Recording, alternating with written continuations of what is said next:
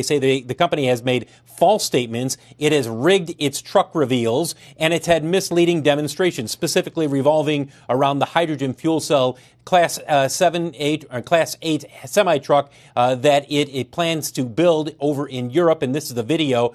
This is one of the key points that they make, saying, look, this is really not video of the truck running. They pulled it to the top of the hill. They pushed it down. Hey, I'm Steven and this is Solving the Money Problem. If you're new, welcome. If you're not, welcome back. The walls appear to be closing in around Nikola. You guys may have noticed if you've been watching the channel, since June 30th I've published 7 Nikola videos. This will be the 8th. And it's not because I'm a super fan of what the company is doing, it's because I've seen so many fucking red flags I cannot stay quiet. And I'm far from the only one who's found the claims from this company to be dubious, the pieces of the puzzle not seeming to fit together, and been very skeptical. Yesterday, the aptly named Hindenburg Research released a salacious, scathing report detailing what they believe to be an intricate web of lies, effectively one gigantic scam. I'll put a link in the description to read the entire report. I really do recommend you guys actually read this. You're not going to get a huge amount out of a summary video on YouTube, maybe a few key points, but you really need to look in detail to understand what's being alleged. What I will say is these allegations are extraordinarily damning, okay? It's not just, oh,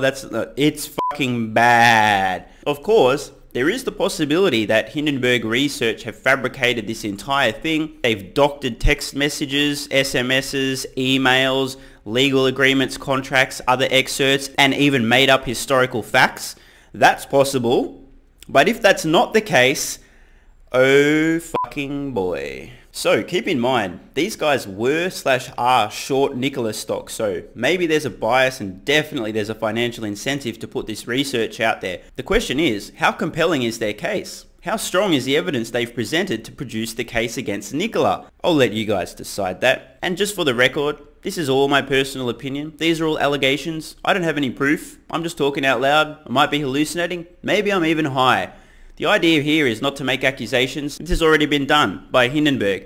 I just want to look at some of the things they're saying, see what adds up, and also just to gauge and judge Trevor and Nikola's response to these allegations. I might even make a prediction about how Nikola will respond. Oh, and full disclosure, I am neither long nor short Nikola stock. I do not own any Nikola stock. I've never been interested in owning any Nikola stock. Just sharing my thinking. Let's get into the video. But first, hey guys, if you're in the US and you'd like to help out the channel and get a free stock, check out the link in the description to WeBull. If you open a new account and fund it with $100, you'll get a free stock valued up to $1,600. And if you're in Australia, the UK, or New Zealand, you can get a free stock with stake, also using the link in the description. Let's get back to it. While Tesla is higher today, Nikola shares are tumbling after a short seller called the company, quote, an intricate fraud built on dozens of lies. Phil LeBeau joins us now with the details. Some fairly harsh words there, Phil. Oh, harsh words, Tyler. And that quote that you read came from Hindenburg Research. This is the report on Nikola. It's fairly hefty. We're not going to go through all of the allegations that they made against Nikola, but it basically comes down to this. They say the company has made false statements, it has rigged its truck reveals, and it's had misleading demonstrations, specifically revolving around the hydrogen fuel cell Class 8 semi-truck that it plans to build over in Europe. And now these are some serious allegations. As I said, read the report, link in description. There is a ton of things. You'll see that apparently the Nikola prototype revealed a few years ago, which Trevor was very adamant, fully functioning, not a pusher, rah, rah, rah, rah, rah.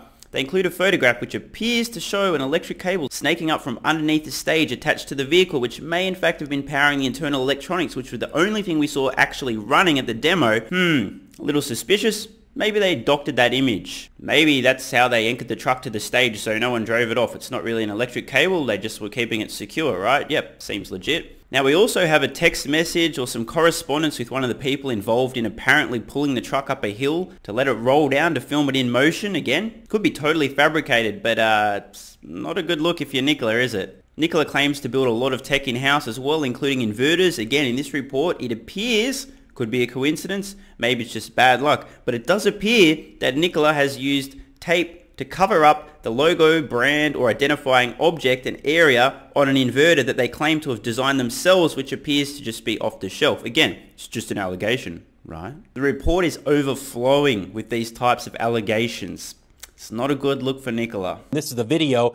This is one of the key points that they make, saying, look, this is really not video of the truck running. They pulled it to the top of the hill. They pushed it down. In response to this report, the chairman of Nikola, Trevor Milton, says, cowards run, leaders stay and fight for integrity. Hindenburg is only making people love us more for trying to destroy us. It will take the rest of the day to address the one-sided false claims, but I will put out a detailed report to address it. In the meantime, troll on. Here comes a prediction from my end. I've seen this shit before. In fact, I've had some indirect interaction with Trevor Milton. You see, I started making videos, asking a few questions, making no allegations whatsoever, just asking questions and identifying what I thought might be red flags about Nikola.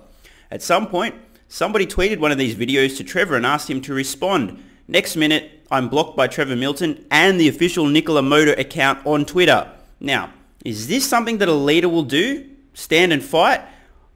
Or is it better to just block anyone who has any questions and ignore them? Here's my prediction. Trevor Milton comes out swinging, claiming that this is what happens when you try to change the world. Haters are gonna hate. They're full of crap. Everything's a lie. Totally, I'll respond to all this in detail. Don't worry, fuck you. And then what he'll actually do is not respond to any allegations. Instead, he will make empty legal threats, as he's done previously to a journalist from a publication whose name I shall not mention, who Trevor threatened to sue and then didn't follow up on. Here's what's going to happen. The same fucking shit. Trevor's going to hide behind, I can't say anything until the legal team gives proof. He will not directly address any of the meaningful allegations at all. He'll hide behind a legal threat, and all the sheep who actually believe the stuff that's coming out of Trevor's mouth at this point in time are likely to go, oh look, he's obviously right, he's going to sue them, they're obviously wrong, and never think about it again. Meanwhile, none of the allegations will be addressed. Watch. You know that he's going to continue saying something on Twitter because that is one of his main ways of communicating when he thinks that somebody's taking a shot at his company. As you take a look at Nikola, they've pretty much given almost everything back from when they made the announcement of the deal with General Motors. Remember, they're going to be working with GM, building an electric pickup truck, the Nikola Badger. Speaking of General Motors, its stock has essentially given up everything that it gained once that announcement was made. And when we reached out to General Motors, remember, they're taking an 11% stake in Nikola. A spokesperson for the company said, look, we stand by the statements that were made on the day of the announcement. At the end of the day, this is going to come down to whether or not somebody has some kind of a smoking gun, or if this is going to be one more short seller who makes an allegation, and then over time it kind of fades away. I mean, apart from the fact that one wonders about trusting a short seller who goes by the name Hindenburg, which creates all kinds of sort of visual illusions that I don't like to contemplate right here. How much, if any, of the decline in those stocks, which you showed so graphically there since the announcement earlier this week, would you attribute to short sellers? Or is it just people losing the initial enthusiasm and buzz? Or is it just, hey, the market's been moving downward too, so what would you expect? Well, there's a little bit of the market moving down that has certainly weighed on shares of both General Motors and Nikola. But the short selling, my sense is from what we've seen that there are more short sellers that are moving in on Nikola. And that's not a surprise, given the fact that Nikola is much like Tesla. The shorts have come out and they've said, look, we don't buy into this. We don't buy into the hype. You have a company that barely has any revenue here. We think it is ripe to fall at some point in the future. So that definitely is a factor as well. Just quickly want to chime in here and make a couple of distinctions regarding Nikola and Tesla and the short sellers of both companies. Those who were shorting Tesla, a publicly listed company who IPO'd 2 years after they began delivering products to customers, is a very different story to people shorting Nikola who currently have no products and their only revenue so far to date has been the sale of solar panels to, drumroll, Trevor Milton. Not joking. At this point in time, all Nikola does is talk, okay? Big promises, groundbreaking battery technology, better energy density than anything else. Yet we partner with GM and decide to use their battery tech, not ours. Amazing fuel cell technology. Yet we partner with GM and decide to use their fuel cell technology, even though ours is world leading. There is a major difference between people who were and are shorting Tesla stock because they're conjuring up some kind of scenarios where the company's doomed to fail despite producing products, delivering to customers, etc. And those who are very suspicious of Nikola and its history of promises, Overpromising, under-delivering, changing plans. First it's natural gas trucks, then it's hydrogen, then they've got the world's best batteries, then they decide to partner with GM. First they're vertically integrated, now they're using everyone else to do everything and don't do anything themselves. I mean, it's very, very different, okay? There's no similarities between those shorting Tesla and Nikola. Completely different. To be honest, most people who are short Nikola stock or very suspicious of the company have probably got reasonable grounds to be suspicious.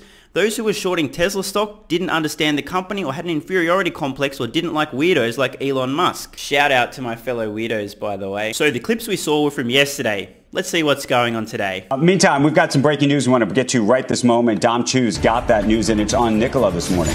All right, Nikola shares are down about 4.5%, 1.3 million shares of volume. Nikola has now made a statement with regard to some of the allegations made by short-selling research firm Hindenburg about the allegations of false statements being made by its CEO and founder. Allow me to quote Trevor Milton, who tweeted this yesterday. Been working on a rebuttal of Hindenburg for 14 hours to provide a clear, factual, low emotional answer to the report. It will be out before market opens and working through the night. I feel great about every answer. They wanted max damage. It didn't work. Now back to growth. This is what they say in short. They want to be clear. This is not a research report. They say it is not accurate. This was a hit job for short sale profit driven by greed. We have nothing to hide, says Nikola. We will refute these allegations. They have already taken up more time and attention than they deserve. They also said they intend to bring the actions of the activist short seller together with evidence and documentation to the attention of U.S. Securities and Exchange Commission. We respect the rights of investors, so on and so forth. But now they're putting out this formal statement. Remember, the shares took a huge hit after this report came out, after a meteoric rise given the GM investment. So we'll keep an eye on this, guys. I'll send things back over to you. So after working through the night, spending 14 plus hours on a rebuttal to all of the points in the Hindenburg report, Nikola Motor instead released a statement today saying that these allegations are false and they're going to take legal action against Hindenburg Research. Once again, Trevor Milton says he will do something in the future and fails to deliver on that promise. The big question is Trevor simply late? Is he genuinely unable to release his response yet because it needs to be approved by legal team? Quite a possibility. In fact, probably a likelihood. But then why the fuck would you say yesterday without checking with your team, without engaging your brain and thinking, well, hang on a minute, I might not be able to release a response until people look at it. Maybe I won't promise it before the market opens tomorrow. I hope this whole thing is just totally a misunderstanding. Nikola's a legitimate company. There's nothing suspicious going on whatsoever. There's been no deception, no lies, no misinformation. But I'm not so sure just in terms of probabilities that that's a likely scenario. I've got a funny feeling that the walls are closing in on Nikola in a big way. Let me know in the comments below. What do you guys think? Are you suspicious? Are you concerned? Have you read the Hindenburg report? What are your thoughts? Have you noticed any red flags? Or am I just completely imagining everything that I've thought about this company from day one? I'm Stephen Mark Ryan. This is Solving the Money Problem, and I love you all. And don't forget your free stocks with WeBull and Stake using the links below. Deposit $100 in your WeBull account, you'll get a free stock valued up to $1,600, and Stake, spin the roulette wheel, you'll either get Nike, GoPro or Dropbox. Thanks so much for watching. Let me know your thoughts in the comments below. And of course, if you have any ideas for future videos, let me know. I read all your comments. P.S. If you're still watching, you're awesome. If you'd like early access, exclusive videos, regular Q&As, our private Discord server and more, consider supporting the channel at patreon.com/solvingthemoneyproblem so I can keep creating content for you guys. There's a link in the description. You can now also become a member of the channel for some exclusive perks. To learn more, click the join button next to subscribe. And don't forget to check out our merch store. Either way, the best form of support is you being here and watching, so thanks again.